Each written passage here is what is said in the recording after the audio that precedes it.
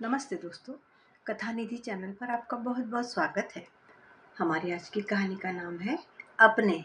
एक बड़ी ही प्यारी पारिवारिक कहानी।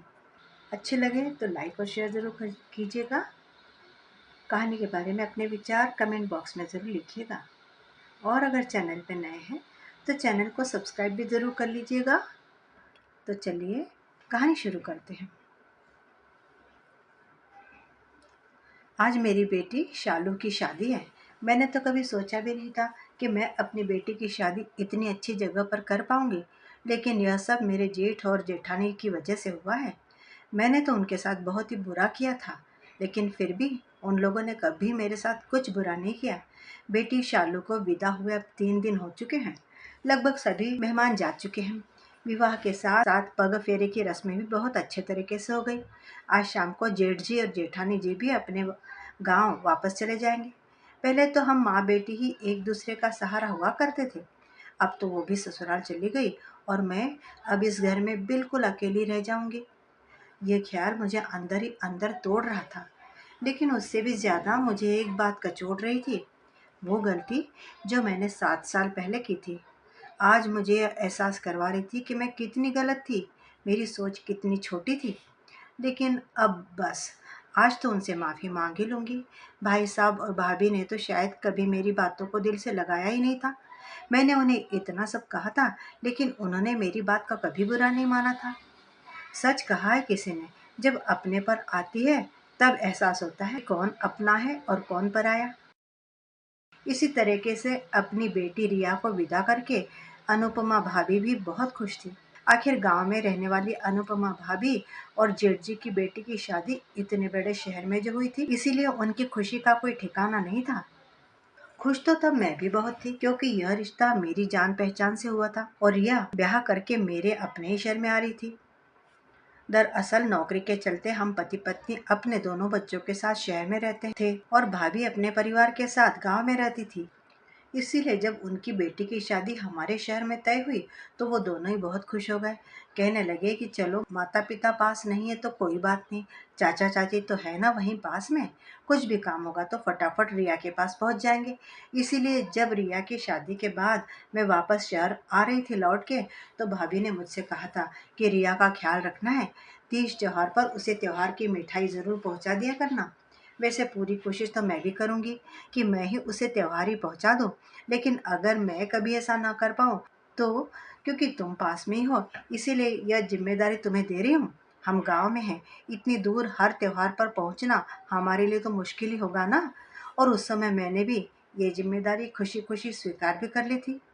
नहीं जानती थी कि मेरे अंदर का अहम इस छोटी सी जिम्मेदारी पर एक दिन हावी हो जाएगा। रिया की शादी के बाद पहला त्योहार होली का ही आया था, जिस पर मैंने त्योहार की मिठाइयाँ, घर के बने हुए पकवान, रिया के कपड़े तथा अन्य उपहार उसके ससुराल में पहुंचाए। हालांकि इसमें काफी सारा सामान तो भाभी ने खुद ही भिजवाया था, जिससे कि मैं अपनी तरफ से भी कुछ सामान मिलाकर रिया के ससुराल में त्योहार ही दे सकूं। पहली बार इस तरीके से घर की बेटी को उसके ससुराल में जाकर त्योहारी देने पर मुझे अत्यंत खुशी का भी अनुभव हुआ। और इसी तरीके से मैंने साल भर के पूरे त्योहार की त्योहारी खुशी खुशी ही रिया के घर पे पहुंचाई थी। रिया के ससुराल वालों ने भी दिल खोलकर हमेशा मेरा स्वागत किया और उन्होंने तो न जाने कितनी बार मुझसे ये भी कहा कि आपको ये सब करने की जरूरत नहीं है, आप हमें मान सम्मान देते हैं, यही बहुत है, उपहार ना लाया करें। हर त्योहार पर इतने सारे उपहार लाना अच्छा नहीं लगता है, बस आप लोग मिलने ही आ जाया करिए, यही बहुत है हमारे लिए। लेकिन उसके बाद भी थोड़े समय तक मैं अपनी तरफ से उपहार पहुंचाती ही रही। एक दिन सब्जी लेकर आते समय मार्केट में मेरा एक्सीडेंट हो गया, जिसके चलते मेरे पैर में फ्रैक्चर हो गया और भी बहुत सारी छोटी मोटी चोटें लगी थी। जब रिया को इस बात का पता चला कि मेरा एक्सीडेंट हुआ है, तो उसने अपनी सास ससुर को बताया। उसके सास ससुर बड़े भले लोग थे। जब ये बात उन्हें पता चली तो उन्होंने रिया को तुरंत ही मेरे पास भेज दिया। रिया मेरे पास दौड़ी दौड़ी चली आई। पूरे 10 दिन तक उसने मेरा घर भी संभाला, बच्चों का भी ख्याल बहुत अच्छे से रखा और साथ ही साथ मन लगाकर मेरी सेवा भी की। बीच में एक दिन रिया के सास ससुर भी मुझे देखने आ गए थे। उन लोगों के साथ बातें करना बहुत अच्छा लगता था मुझे। कुछ दिनों के बाद रिया अपने ससुराल वापस लौट गई थी। धीरे धीरे मैं पहले से अब बेहतर महसूस करने लगी और अपने घर की व्यवस्था भी संभालने लगी। लेकिन फिर भी इस एक्सीडेंट के बाद मेरा शरीर पहले की तरह चुस्त नहीं हुआ था अभी। अब काम करने की मेरी क्षमता पहले से ज़रा धीमी हो गई थी। मैं थोड़ा-सा भी घर का काम करती, उसमें बहुत ज़्यादा थक जाया करती थी। इस वजह से मेरा मन उदास रहने लगा था। कुछ भी अच्छा नहीं लगता था। जैसे-तैसे ज़िंदगी चल रही थी। ऐसे में मुझे निराशा ने आ घेरा था। जब दीपावली का त्योहार आया तो रिया को त्योहार की मिठाई देने जाना मुझे पहली बार एक बहुत बड़ी आफत महसूस हुई। जैसे तैसे थोड़ा बहुत सामान थैले में डाला और पतिदेव के हाथों पहुंचा दिया। ऐसा पहली बार ही हुआ था कि मैंने खुद न जाकर आलोक के हाथों सामान पहुंचाया था। लेकिन उसके बाद तो यह सिलसिला शुरू ही हो गया। न जाने क्यों अब हर त्योहार मेरे लिए एक मुसीबत हो गया था, जबकि रिया ने मेरे लिए बहुत कुछ किया था। फिर भी पता नहीं मैं ऐसे क्यों हो गई थी।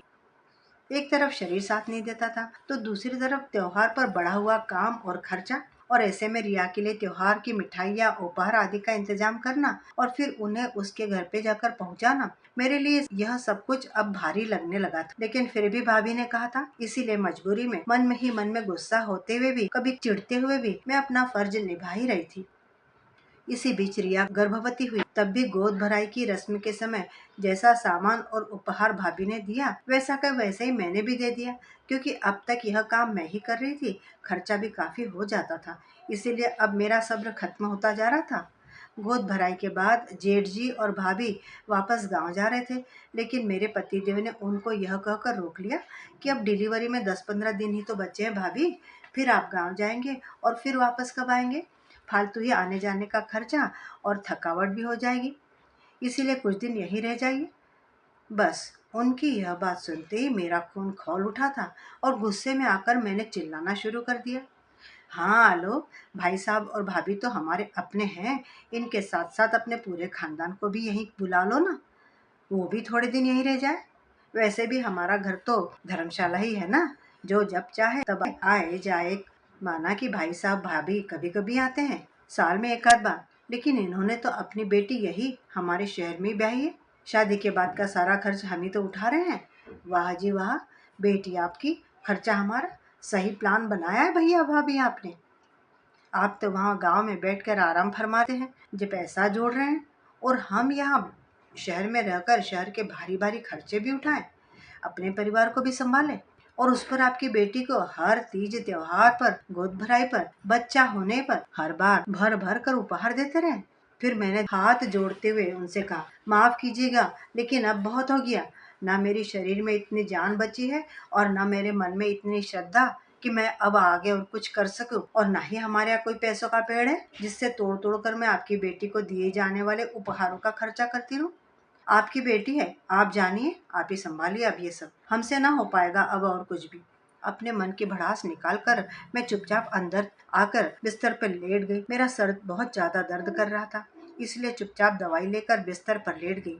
जब नींद खुली तो पता चला कि जेठ जी और जेठानी जी दोनों वापस गांव जा चुके थे। पति देव गुस्से में भरे हुए थे, बाहर से खाना लेकर आए और दोनों बच्चों को खिला दिया। उस दिन के बाद लगभग 1 महीने तक घर का माहौल सही नहीं था। पति देव गुस्से में आग बबूला थे और मैं भी अपनी बात पर अड़ी हुई थी। ना इन्होंने मुझे समझाने की कोशिश की, ना मैंने उन्हें समझने की कोशिश की। लेकिन कहते हैं ना, साथ रहते रहते गुस्सा आखिर ठंडा हो ही जाता है। बस यही हुआ था। धीरे धीरे घर का माहौल पूरी तरह नॉर्मल हो गया। मैं जैसा व्यवहार कर रही थी, मैं बिल्कुल भी वैसे नहीं थी। लेकिन पता नहीं उस एक्सीडेंट के बाद मुझे ऐसा क्या हुआ था कि मेरा व्यवहार बिल्कुल बदल गया था। मैं बहुत ही ज़्यादा चिड़चिड़ी हो गई थी। मैं भैया भाभी के साथ बहुत गलत कर रही हूँ, इस बात का मुझे एहसास भी नहीं था। लेकिन अब जेठ जी और भाभी से मेरा पहले जैसा रिश्ता नहीं रहा था।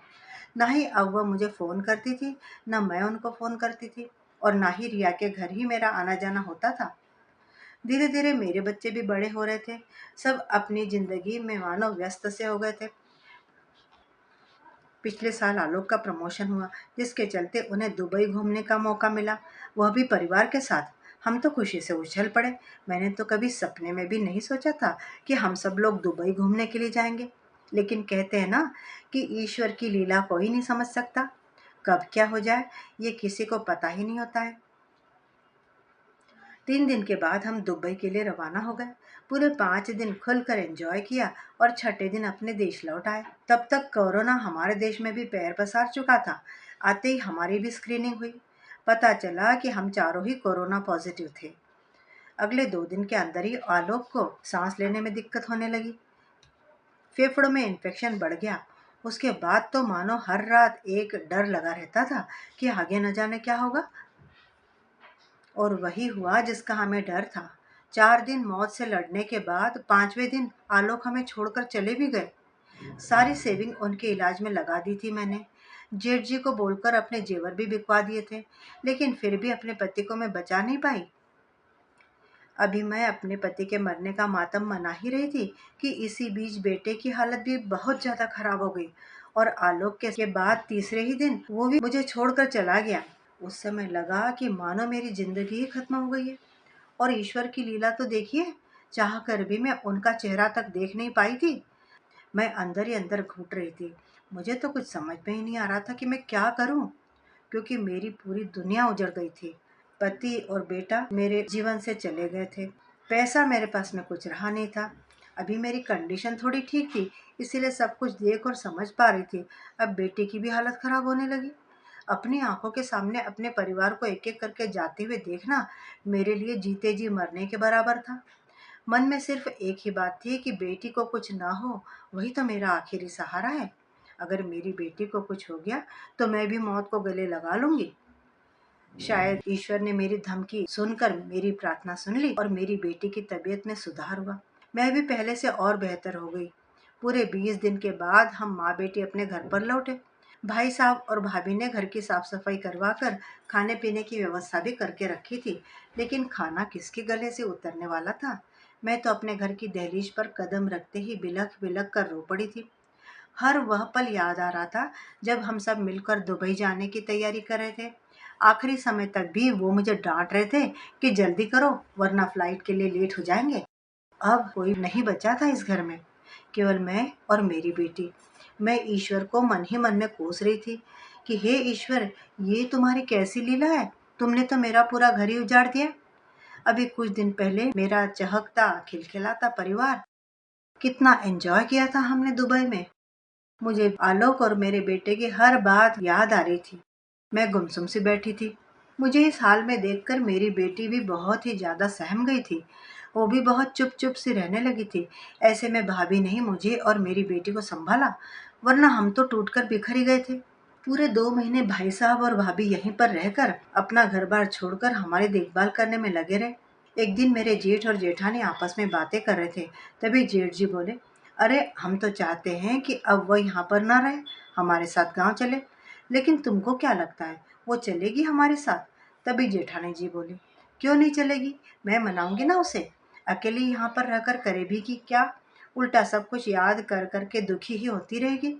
इससे तो अच्छा यही है कि उसे गांव ले चले। भाभी की बात सुनकर मैं जमीन में गड़ी जा रही थी। हे भगवान, मैं तो अपने किए पर शर्मिंदा होकर माफी मांगने आई थी, लेकिन यहाँ तो ये मुझ पर एक और एहसान उपकार करने जा रहे हैं, अपने साथ लेकर जा रहे हैं, जिससे मैं यहाँ पर अकेली रहकर पागल ना हो जाऊं। हे ईश्वर, ये आपकी कैसी लीला है। आप ये मुझे कैसे दिन दिखा रहे हैं। मैंने इतना गलत किया है इन लोगों के साथ, फिर भी ये लोग इतने भले हैं, मुझसे इतना प्यार करते हैं। लेकिन नहीं, मैं ऐसा नहीं कर सकती, क्योंकि यहाँ पर इस घर में मेरे पूरे परिवार की यादें बसी हुई है। मैं इस घर को कैसे छोड़ सकती हूँ। नहीं, मैं नहीं जाऊंगी अपने इस घर से। अपना यही फैसला सुनाने के लिए मैंने कमरे में प्रवेश किया। भाभी, माफ कीजिएगा, मैंने आप लोगों की बातचीत सुनी, लेकिन मैं गांव नहीं जा सकती। यहाँ पर इस घर में मेरे परिवार की सारी यादें बसी हुई हैं। आलोक की यादें, दोनों बच्चों की यादें। हर कोने में मुझे बच्चों की हंसी सुनाई देती है, कभी बच्चे का रोना सुनाई देता है, कभी इनका डांटने की आवाज़ सुनाई देती है, कभी हम सबके कह कह सुनाई देते हैं। हर जगह पर आलोक का सामान बिखरा हुआ दिखाई देता है। मैं इस घर को छोड़कर कैसे जाऊं भाभी, आप ही बताइए। आप परेशान मत होइए मेरे लिए, घबराइए मत। जिंदगी मेरी धीरे धीरे अब पटरी पर आने लगी है। तब ऐसा अब एहसास हुआ कि पिछले 2 महीने से घर का खर्च पता नहीं कैसे चल रहा था, क्योंकि ना तो आलोक की सैलरी आ रही थी और ना ही मेरे पास कोई सेविंग बची थी। 2 महीने से भाई साहब ही सारा खर्चा कर रहे थे। यहाँ तक कि हॉस्पिटल के बचे हुए बिल भी उन्होंने ही भरे थे। मेरी बेटी की सारी जिम्मेदारी भी उन्होंने अपने ऊपर ले ली। कंप्यूटर साइंस में ग्रेजुएट होने के कारण उसे बाद में जल्दी नौकरी भी मिल गई, जिसके चलते उसकी उदासी भी कम हुई और घर का खर्चा भी चलने लगा। थोड़े दिनों बाद भाभी जी भी गांव लौट गई। उनके जाने के बाद घर खाली खाली लगने लगा था। जब तक शालू बिटिया ऑफिस से नहीं आती थी, चाय का एक घूंट भी मेरे गले से उतरता नहीं था। अकेलापन मुझे अंदर ही अंदर खाए जा रहा था। पति आलोक और बेटे के साथ साथ भाभी जी की हर बात मुझे बहुत याद आती थी। मन करता था कि उन्हें वापस बुला लूं। फिर सोचती थी कि उनका भी तो अपना परिवार है, कितना कुछ तो किया है उन्होंने हमारे लिए। तब मुझे इस बात का एहसास हुआ कि अपने तो अपने ही होते हैं, मुसीबत के समय केवल अपने ही काम आते हैं। मेरी बेटी शालू के लिए भी भाभी ने बहुत किया। तब लगा कि अपनों के होते हुए मैं परिवार के बिना न जाने कैसे रह रही थी। थोड़े दिनों के बाद ही भाभी का फोन आया। शालू के लिए उन्होंने एक रिश्ता बताया। ऐसे में मैंने उनसे यही कहा था कि आलोक होते तो वही सब कुछ संभालते, लेकिन अब जो भी फैसला लेना है वो आप और भाई साहब ही मिलकर ले लीजिए। आप जो भी करेंगे शालू के लिए अच्छा ही होगा। मेरे मुंह से यह सुनकर भाभी बहुत खुश हो गई थी। भाभी को देखकर ऐसा लग रहा था जैसे उन्हें सारे जहां की खुशियां मिल गई हों। फिर तो उन्होंने शालू के लिए न जाने कितने और लड़के देखे और एक सुशील और संस्कारी लड़के पर उनकी तलाश पूरी हुई।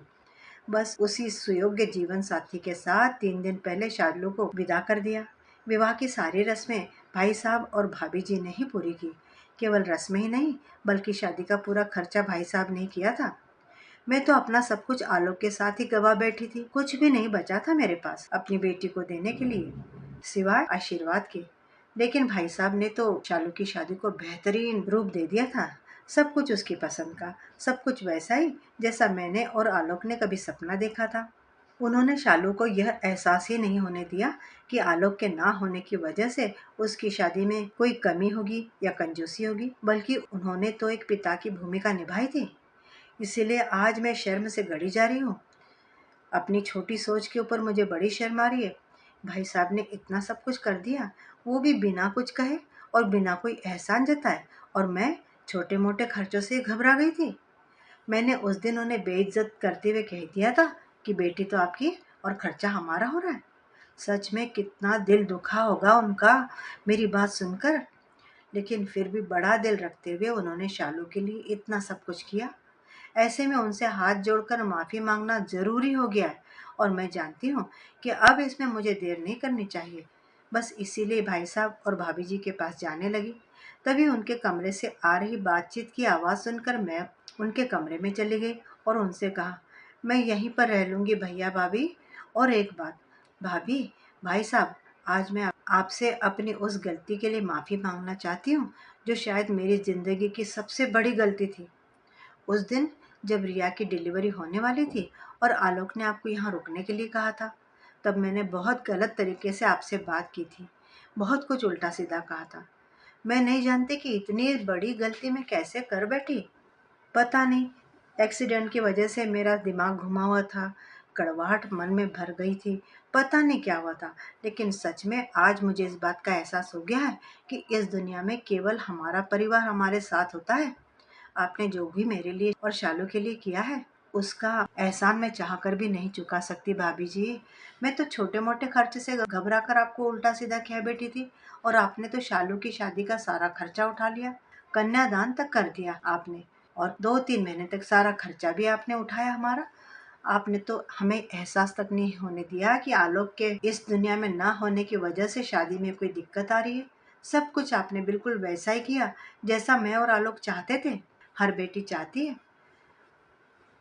आपने तो सारे सपने पूरे कर दिए और आप दोनों ने उफ तक नहीं की, और मैं बेवकूफ़ छोटे छोटे उपहारों में भी इतना कुछ भूल गई। मुझे माफ़ कर दीजिए भाई साहब, भाभी जी। लेकिन अब समझ में आया कि अपने हमेशा अपने ही होते हैं।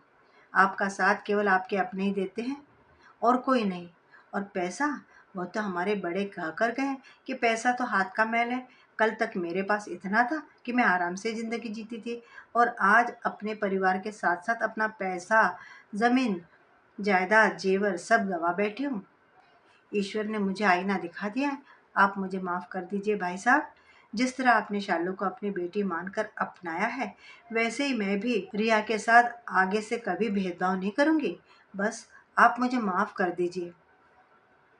जेठ और जेठानी जी मेरी बात सुनते रहे, फिर बड़े प्यार से मेरे सिर पे हाथ फेरते हुए बोले, अरे अरे, अब बस भी करो। हमने जो कुछ भी किया है वो अपने परिवार की बेटी के लिए किया है, इसीलिए इतना सब कुछ सोचने की जरूरत नहीं है। कभी कभी इंसान से ऐसी गलतियां हो जाती है। समय खराब होता है बहू, आदमी खराब नहीं होता है। लेकिन याद रखना, जब मुसीबत आती है ना तो पूरा परिवार एक हो जाता है। यही तो परिवार की विशेषता होती है। और बस, मैंने भी तो अपना फर्ज निभाया है। लेकिन तुम्हें घर में अकेला हम नहीं छोड़ सकते। मैं मानता हूँ कि इस घर में बहुत सारी यादें छिपी हुई है, लेकिन यही यादें तुम्हें जीने नहीं देंगी, आराम से चैन नहीं लेने देंगी। यह भी हम बहुत अच्छी तरह से जानते हैं। इसीलिए चलो, हमारे साथ परिवार के बीच रहोगी तो मन लगा रहेगा। लेकिन भाई साहब, लेकिन वेकिन कुछ नहीं। हम तुम्हें सिर्फ एक शर्त पर ही माफ करेंगे कि तुम्हें हमारे साथ गांव चलना होगा। ठीक है भाई साहब, जैसा आप कहेंगे वैसा ही होगा। मैं भाई साहब और भाभी के साथ गांव जाने के लिए तैयार होगी। मैं अपने आप को बहुत किस्मत वाली मान रही थी कि मुझे ऐसे जेठ और जेठानी मिले जिन्होंने हर कदम पे मेरा साथ निभाया। धीरे धीरे करके इसी तरह हमारे दिन हंसी खुशी से गुजर रहे थे। एक दिन अचानक ही भाई साहब की तबीयत खराब हो गई। उन्हें अस्पताल में भर्ती कराना पड़ा। भाई साहब को कई दिनों से फीवर भी आ रहा था, लेकिन उन्होंने घर में किसी को कुछ बताया ही नहीं था। वह मेरी बेटी शालू की शादी में इतना व्यस्त हो गए थे कि उन्होंने अपने शरीर के ऊपर ध्यान नहीं दिया। भाई साहब को डेंगू हो गया था। उनका डेंगू का इलाज चालू हो गया था। तभी अंदर से नर्स आई और उसने पैसे जमा करवाने के लिए कहा। मैं बाहर खड़ी थी। भाभी ने मुझे देखा नहीं था। वह फोन पर किसी से बात कर रही थी और उनसे पैसे मांग रही थी। दरअसल शालू की शादी में उन्होंने 5 लाख रुपए उधार लिए थे और वह रुपए भाई साहब धीरे धीरे करके चुका रहे थे। लेकिन उनकी तबीयत खराब हो गई। मैंने शहर के एक ब्रोकर से बात की और उससे मैंने अपना घर बेचने के लिए कह दिया। मैं हॉस्पिटल से शहर गई और वहां जाकर ब्रोकर से बात करके घर बेच दिया। अभी सारी कागजी कार्रवाई पूरी नहीं हो पाई थी, लेकिन मैं उस घर के आधे रुपए लेकर शाम तक हॉस्पिटल पहुंच गई और हॉस्पिटल का बिल जमा किया। जो बचे हुए रुपए थे वो मैंने भाभी के पास दे दिए। तो भाभी ने मुझसे आश्चर्य से पूछा, तेरे पास बहू इतने सारे पैसे कहाँ से आए? मैंने उन्हें बता दिया कि भाभी, मैंने शहर वाला अपना घर बेच दिया है, क्योंकि अब तो मैं आप दोनों के पास रहती हूँ। तो फिर उस घर की क्या जरूरत है? वो घर तो वैसे बंद ही पड़ा था ना। अब हमें उसकी कोई जरूरत नहीं है।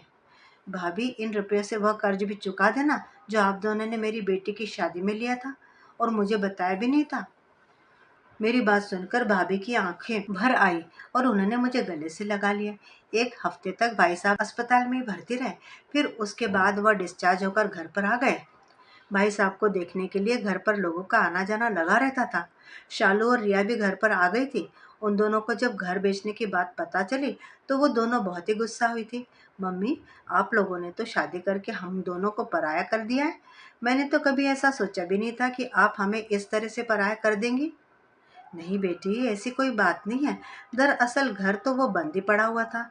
उस घर में अब कोई रहने से तो रहा, इसीलिए मैंने उसे बेच दिया। दोनों बेटियां कुछ दिन रहकर फिर अपने अपने ससुराल वापस चली गई। भाई साहब भी पूरी तरह से ठीक हो गए। मैं, भाई साहब और भाभी गांव में ही अपने दिन अच्छी तरह से गुजार रहे थे। मित्रों, अभी आप सुन रहे थे कहानी अपने। आपको कहानी कैसी लगी? मुझे उम्मीद है कि कहानी आपको बहुत अच्छी लगी होगी। आखिर एक परिवार ही तो किसी भी व्यक्ति का सबसे बड़ा संबल हुआ करता है। कहानी आपको अच्छी लगी हो तो लाइक और शेयर ज़रूर कीजिएगा। कहानी के बारे में अपनी राय कमेंट बॉक्स में ज़रूर लिख दीजिएगा। और हाँ, चैनल पे नए हैं तो चैनल को सब्सक्राइब भी ज़रूर कर लीजिएगा। कहानी सुनने के लिए बहुत बहुत धन्यवाद। मिलती हूँ एक और बढ़िया सी कहानी के साथ। तब तक विदा। आपका दिन शुभ हो।